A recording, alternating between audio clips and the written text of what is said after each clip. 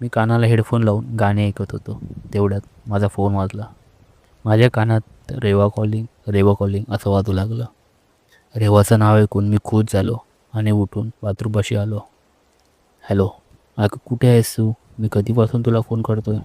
तुला समजत ना, सांगून जाता येत नाही तुला. किती फोन केले तुला.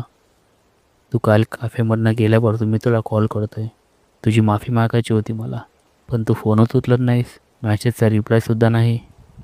मी रागात तिच्याशी बोललो.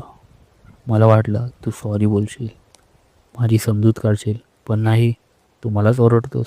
जा, आता तर मी तुला कॉलच करणार नाही.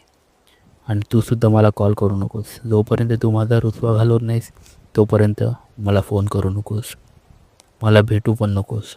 असं म्हणून तिने फोन ठेवला. शिट, हे काय झालं? एवढ्या वेळाने रेवाचा कॉल आला होता. तिला हसवायचं तर परत रुसवली.